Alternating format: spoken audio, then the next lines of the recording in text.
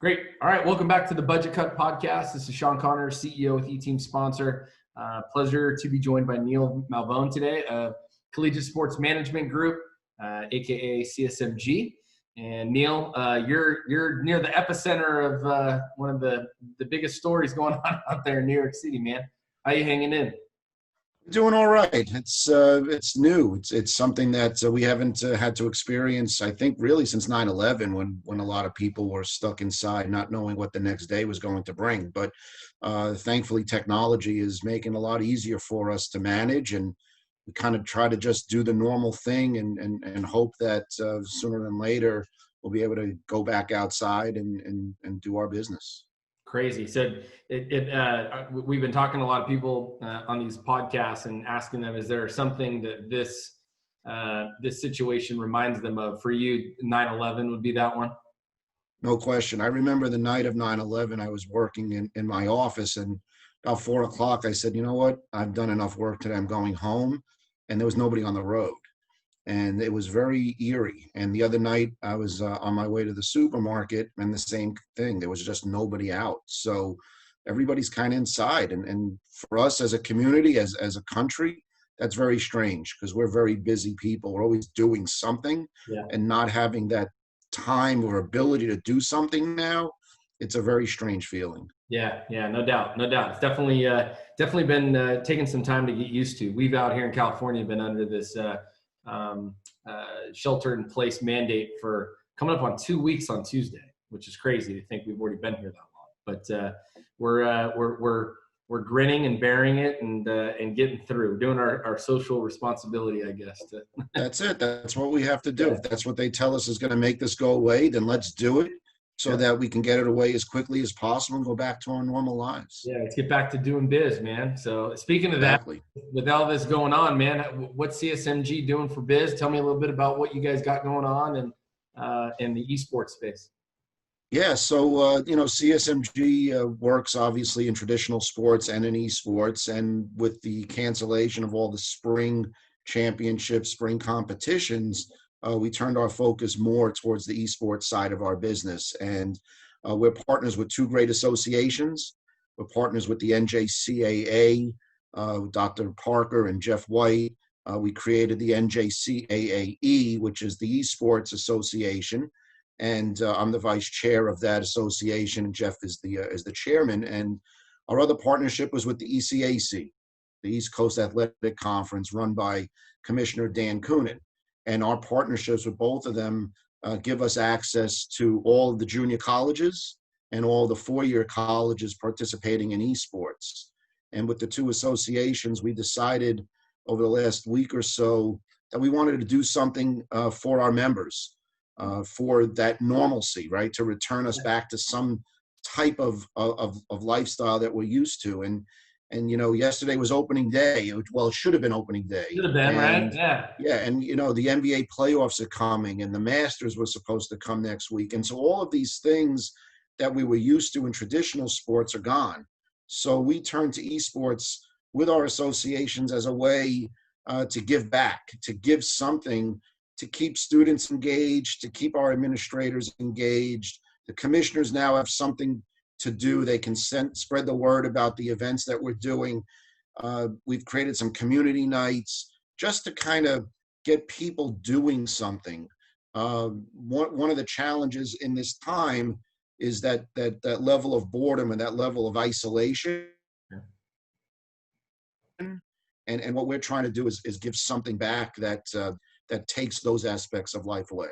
That's awesome, man. That's really cool. So how'd you guys come up with it? How did you guys, I mean, obviously I know this. Yeah, so the one event that we have is the NBA 2K championship that we created.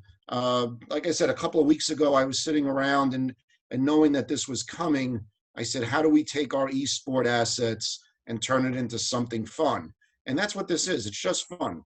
Oh. And so we created this NBA 2K tournament for both associations.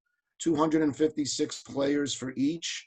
We're going to have 4 brackets of 64, so very similar to the model of the NCAA, and then take the top 16 from each 4 brackets, put them into a final 64 bracket, and play for a championship.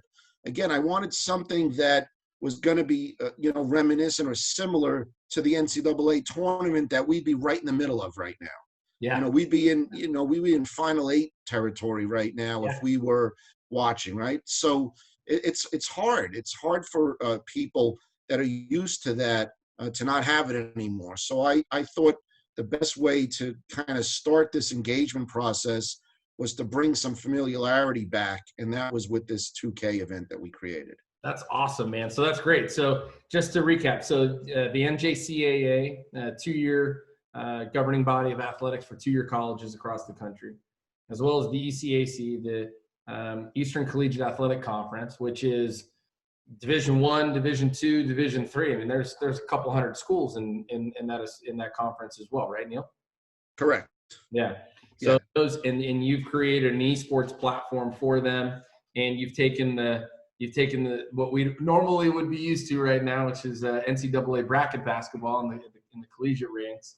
And you're right. I think this weekend would be the Final Four, and I think, coming up onto the either Sweet 16 or Elite Eight. Yep. That would be really cool. That's what we'd be doing right now. So then you've got a number of programs or schools that can take place in this. So when will it take place? How do people know to become a part of it if they're a student athlete or a student at any of these schools? What does that look like?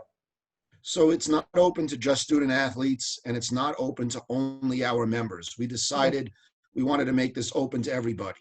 Right. Partially, again, to fight that boredom, to fight that isolation. So it's open to everybody. We have Discord channels for both, for the ECAC eSports and the NJCAA eSports. So they can go to Discord, or they can send emails out to the commissioners of both associations and request a registration form. We use our platform to do that. So again, it's open to the first 256 kids in the junior college level and 256 students at any 4-year school in the country. So that's the best way to do it, is to go to the Discord channels and register there. That's awesome. That's great. And when will the tournament actually take place? Registration is going to continue now through Wednesday, April 1st, and then our expectation is to start playing the competitive games on April 6th. So a week from Monday, we'll be starting. That is really cool. That is awesome. Wow, that's cool. It's awesome just to hear that, again, even though despite everything that's going on, there's people out there that are looking for ways to be able to re-engage in this kind of new normal people in a way that does bring that community back. Because whether you're a student athlete or not, or just a student, if you're talking about 2-year and 4-year college campuses, what are they used to being around? They're used to being around each other. We've taken away their trips to the cafeteria to have lunch with their friends. We've taken away that 8 o'clock pizza run, or that 10 o'clock pizza run. We've taken away all that social life, and especially for seniors, this was the best semester for seniors, right? This was the time that they were getting ready to graduate, and a lot of them, this was the time to say goodbye to certain people that, they go to different parts of the country, different parts of the world. They didn't get a chance to say goodbye. So this is a kind of a way, again, to just engage people back to some sort of normalcy, some sort of communication, some sort of social engagement. So it's really been it's hard for the athletes, but it's hard for the seniors that are graduating, So all of those things came into our conversation. And we also started these community nights. I was beginning to talk about that before. So we're going to have, on a Tuesday night, for example, we're going to have a Fortnite competition, not again for prizes, but just on Tuesday, I can be in this community and play Fortnite or play Rocket Overwatch, just something, again, where we need a schedule, right?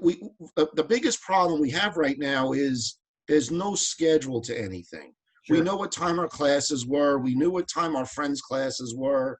We knew what the 8 o'clock pizza trip or the 10 o'clock trip to the bar. Those things are gone right now. So these community nights, I think, will help give us back a little bit of a schedule, which also helps us with that isolation where, again, if you have something to look forward to, or you know a couple of your friends are going to be in this community, at least you'll be able to hang out with them virtually and again, return to some sense of normal activity. That's awesome. And again, guys, everybody that's on today watching, we're with Neil Malvone with the Collegiate Sports Management Group, CSMG, talking about their esports platform that they've brought back here to the really to the entire country, which is awesome, and trying to build a sense of community and give people an opportunity to re-engage with their school and in ways that obviously been stripped away from them here at this point. And yeah, I couldn't agree with you more, Neil. Right now, it's kind of like it's just Vegas rules, right? It's like everyone's living in Las Vegas right now. You don't know what time it is, you don't know what day it is, and nobody knows where their money's going. That's true. It really is this chaotic type of life we're living now, and like I said, we just want to bring a little structure back. Yeah. We're very fortunate. We have some very good partners working with us. eFuse, a social media platform in the esports community. Cool. They've given us sponsorship monies for the winning player and the second place player. HyperX and iBuyPower, two of our other partners, have also donated some things as prizes for our players. So, again, it's not only to keep the players and students engaged, but our sponsors and partners as well, just to keep them in the forefront of our members and clients' minds as well. So we're very grateful to them to allow us to offer these prizes, and again, give some structure to everyone's lives is very important. Yeah, that's huge, man. That's great. Well, Neil, I commend you and Michael and Ray and the entire team over there at CSMG for putting something like this together. I know obviously you're spearheading it, and this is just great information, a lot of resources here that I think any one of our clients or folks that follow us on Twitter and are following the Budget Cut podcast, they can take this information back to their school, let people know. This is great insight. Appreciate that, Sean. I am very fortunate. I work with a great team of people, from Mike and Ray all the way through the top to the bottom. Everybody's been pitching in, and again, just trying to give them a project to keep them motivated, to keep them active and learning at the same time, which is important. I love it. I think, I was watching a TED Talk this morning, one from a number of years ago, but kind of reminded me that, there's a great saying in there that, storms don't last forever. They may be longer. They have some that are longer than others, but the storm will come to pass at some point. And where are you going to be when that storm comes to pass? And I think right now it's really encouraging to see groups like yourself, people like yourselves that are out there looking at, hey, there's opportunities here for not just from a business and in that respect, but also just, hey, there's a way for us to better life and communities and people.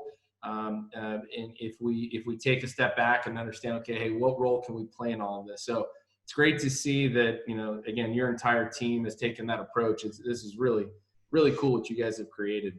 Yeah, you're right, Sean. The storm's going to pass, and whatever destruction the storm leaves behind, we'll clean it up and start over again. That's the nice thing about this country, is that, there's nothing that we're going to face that we're not going to be able to take care of and fix and get back to our normal routine. It's a disruption. That's all it is.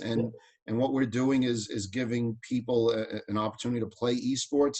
I'm teaching right now virtually at my school, and several of my students said, I've never played esports in my life, but now I am. This is the only thing I can do, right? So yeah, sure, it also gives people an opportunity to do something that they had never done before. And that's what's exciting about this project too, is just it's opening eyes of people that may have said this esports stuff is just a phase. Yeah, it's not going to last. Well, Sure. now we're showing people that not only is it going to last, but I think it's here to stay in such a solid way now that I think it's certainly the wave of the future for sure. That's amazing. It's amazing to think, yeah, you got here's another opportunity for you to be able to build communities. And how do you do it? You do it through gaming. And to your point, people that have maybe never been involved in it before. It could give them varying levels of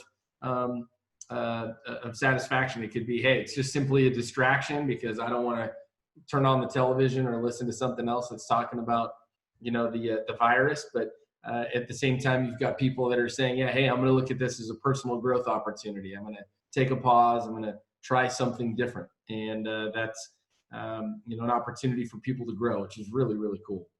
Thank you.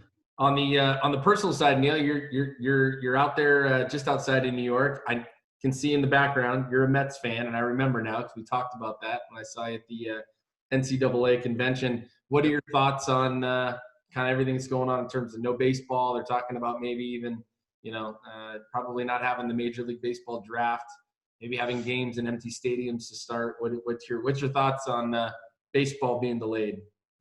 Baseball, I think, is the luckiest, if that's a good word, out of all the major sports because they can play 2 games a day. They could do double headers. If they started even on July 4th, they could still get 100 to 120 games in, which would not be a terrible season.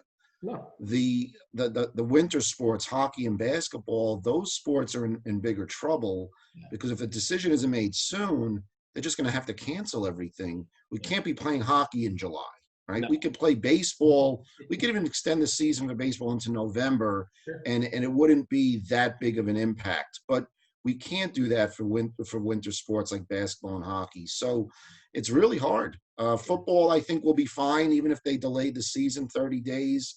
I don't think that's going to impact anybody. A Super Bowl in February has happened before. They can figure that out. If they go back to a 16-game schedule this year, they can make it work. But baseball will be fine.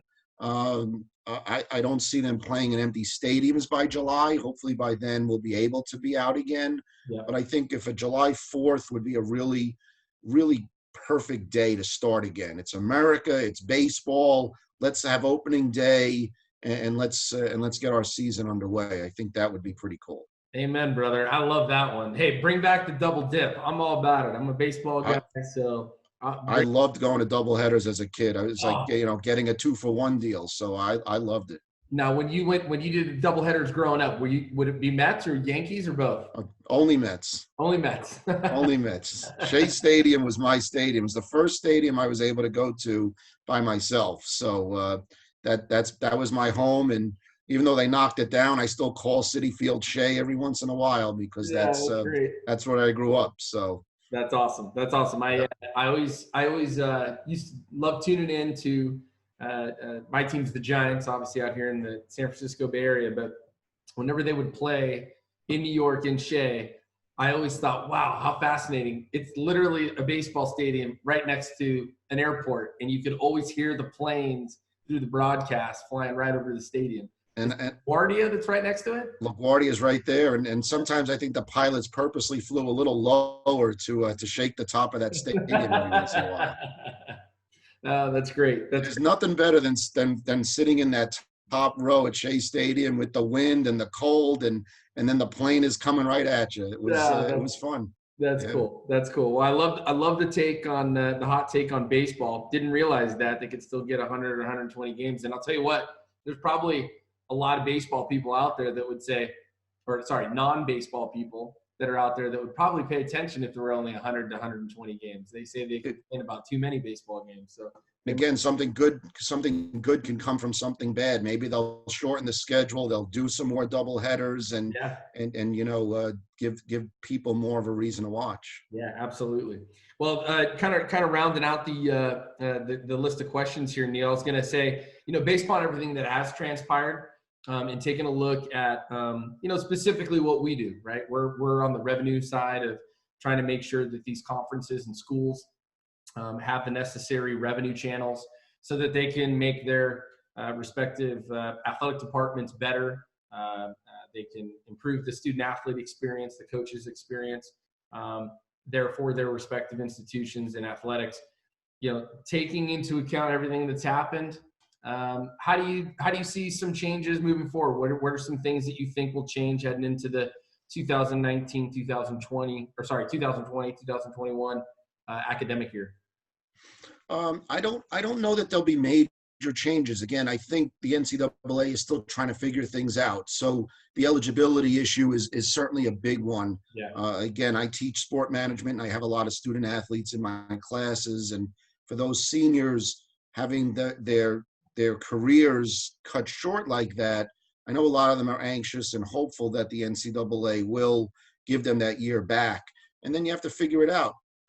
Roster extensions, eligibility issues, are they going to stay on campus? Where are they going to stay? There's a lot of questions that still have to be answered. But I think if we can give those students that opportunity to play again, that would be a really nice thing for the NCAA to figure out and do. Again, I think the fall season should go as normal. We're planning on our championships. We're hosting a national championship in eSports that was supposed to be next weekend.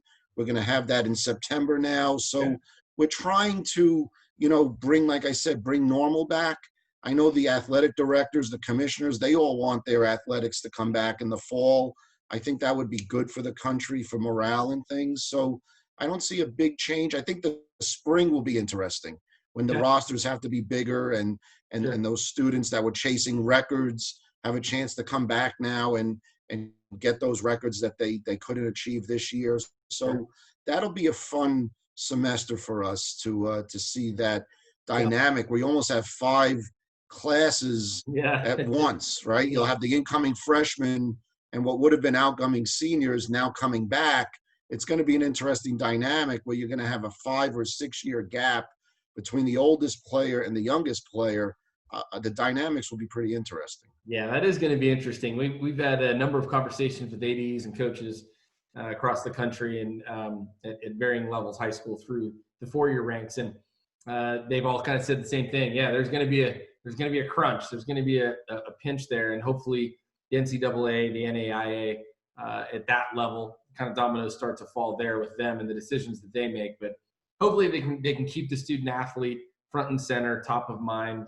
Do it for them, make it right for them, and I think an opportunity for the schools to be able to say, look, there's going to probably need to be some additional revenue sources or resources with regards to funding scholarships to make sure that those student athletes can still stick around. So it's going to be interesting to see how that plays out. We're kind of fortunate. We're on this side of the fence, but the administration at the colleges right now, they have a lot of questions to answer. And I hate to circle back to it, but esports is a way to manage some of that. It can take, some of those activities that are missing now and add extra activities in the fall and in the spring. If there's more esports going on, that'll kind of make up a little bit for what's happening this spring. But I think the decisions the administration has to make with eligibility and housing and all that tuition. I know that they just canceled all the standardized testing, the SATs. How do you do that? How do you determine which students can come to your school or not? So there's a lot of changes that they have to make and a lot of decisions they have to make. We're fortunate. We're just making decisions about playing games and dealing with sports. So it's a little less hectic for us. But no, I think revenue won't change. I think a lot of revenue will just be moved forward 6 months or move forward to next spring. But I don't see our love of sports, our love of esports ever changing despite what may be happening now. And again, once we're back to a normal structure, normal routine, the revenue will be there. The kids will come out to watch the games and stream the games, and whether it's on Twitch or on Flow or someplace else, that routine won't change. We'll go back to that almost immediately. That's the nice thing about our country is we recover pretty quick. Yep, we're resilient. The Americans are resilient, that is for sure. Well, it'll be interesting too. I guess one other question I do have for you, Neil, just how esports has exploded, right? Like it's got to be the fastest growing sport in the country. No question. Yeah. What have you seen? I mean, before obviously what's transpired in the last handful of weeks, but what type of trends were you seeing with regards to the growth of esports in terms of number of student athletes, scholarships, schools adopting it? What have you guys seen? I could tell you from our own our relationship with our two associations where the growth is. The Okay. NJCAE started in the middle of September, and in the fall we had about 25 schools participating. We're over 40 schools now, and our expectation is we'll be in the 60s by the time the fall season starts. So to have a 100% increase from 25 to 60 in less than a year is really a tremendous growth and a tremendous sign of what's to come.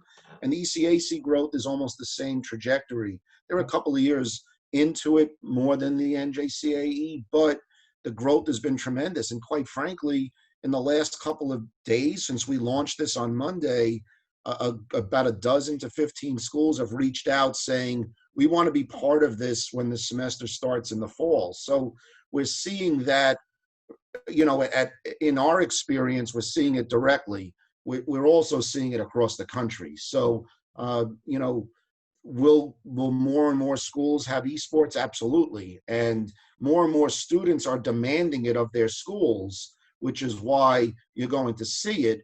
And what we've done at CSMG is we've started to create these relationships with technology companies to come onto the campuses and get the schools set up. We've created academic programs. I teach esports business management at my school. So, we have the ability to go to campuses and explain there's an academic benefit to starting an esports program. You're starting to see retention and recruitment numbers changing because you're adding another activity or another sport to the campus. So, I like to say the new 3 R's of education are now recruitment, retention, and revenue. Yeah. And that's what we're seeing in esports. We're seeing campuses start these programs for the benefit of those 3 R's. Bring more students onto campus, retain more students that are already on campus, and then start to drive revenue, whether it's through tuition, sponsorships, and other revenue streams through media. You're starting to see those changes across campuses, and more schools are going to do this because of that. Love it. I love it. That's great stuff. I like the 3 R's. I'm going to hang on to that one. That's a good one. So, well, good. Well, Neil, hey man, I really appreciate you taking the time to connect and good to circle back with you and hear how you guys are making a positive impact. This is awesome stuff. We'll get this out on all of the eTeam sponsor social platforms for sure to make sure we drive awareness there. But for those of you that are here again, we got Neil Malvone with CSMG, heading up NJCAA eSports, as well as have partnered with the ECAC and their eSports as well. So get online, check it out. This is a great platform, great program, definitely needed right now. And I think there's going to be a lot of schools, a lot of students, student athletes, administration on these college campuses are going to be glad that they looked into this and gives them something to look forward to. And can't forget the 3 R's. That's a good one. I'll give you another one. The esport athlete are called eathletes. Eathletes. I like that. Eathletes. I love it, man. That's awesome. Good stuff. Well, good. Well, That's what happens when you have all this time in your hand. You start making up words. Come up with new languages. I love it, man. Exactly. It's a great language. I'm glad I learned how to speak it here today. Thanks for teaching me, Mr. Professor. But yeah, hey, again, really appreciate you coming on, and we'll look forward to catching up with you here down the road and circle back and hear how all of this has transpired over the course of the next handful of months. Well, Sean, I appreciate you having me on. You're a great guy, and you're doing great work. And anytime you need anything, just shoot me a call, or Mike and Ray, and we'll work it out with you. And you're a great partner, and we appreciate it. Yeah, you're welcome. You're welcome. Likewise, sentiment is the same on this end, and had a great working relationship with all of you guys at CSMG, and looking forward to working together well into the future. Sounds good. All right, Appreciate have it. a great day. All right, be safe. You too. Take care. Bye-bye.